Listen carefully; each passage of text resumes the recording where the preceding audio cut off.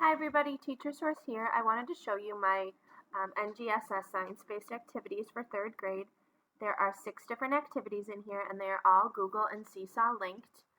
It will include the standards that it's going to be focusing on and then obviously the links as well for you to utilize in either of those platforms. You can also use this paper pencil as well or for station work in your class, whatever you see fit. So the first activity is about friction. They're going to be watching a video about friction. They're going to do an experiment at home. They're going to slide some objects across a flat surface and they're going to decide if the objects have high or low friction, and then they can take pictures of those items that had the highest friction and lowest friction and insert them there. Then they're going to come to a conclusion about friction. The second activity is going to be looking at directional words. They're going to watch a video about that, and then they're going to try to write down where their room is located in their house using some of these word bank words if they need to.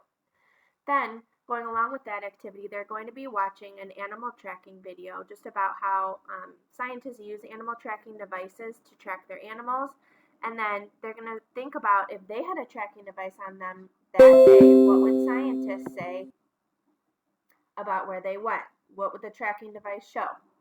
Okay, and then also we're going to move on to activity 3. It's again talking about trackers, but specifically for sharks. Why scientists use shark trackers, and so it's going to go into some information about what information they can find from the tracking devices, and then they're going to utilize this really awesome website. And this website goes along and tracks real life whales, sharks, dolphins, sea turtles, different water creatures, and they will show like where they started their journey when they put the tracking device on the animal, where they've traveled, and it literally will show on a map. It's really awesome where the animal has gone to. And so they're going to be writing down what's the animal they chose, gender, what stage of life. So when they track these animals, they write down like if they are a baby or a little adult or whatever stage of life that they're in.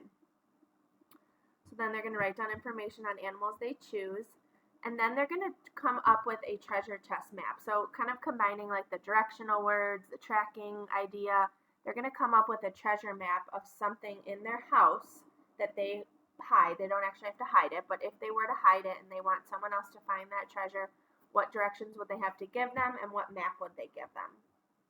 Activity 5 goes along with the weather unit that is part of the NGSS standards for 3rd grade. So the kids are going to watch a meteorologist video and just learn about what a meteorologist is, what they do, what do they talk about, and then they're going to search their own town in this weather.com website. They're going to search their town and record data.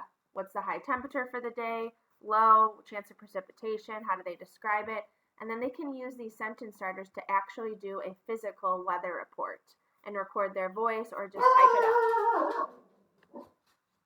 Activity 6 then, they're going to choose a city that they would go on a vacation to, and they're going to use Google to search the average temperature in that city and use it to create a table and then a bar graph about that specific town, and then answer some questions about that town. And then if they were to actually travel there, what materials would they need if they were to go on a trip there? What would they pack in their suitcase? There is a rubric for the bar graph at the end there, so if you want to use that as a grade. And again, this is all linked digitally as well. Thanks for listening.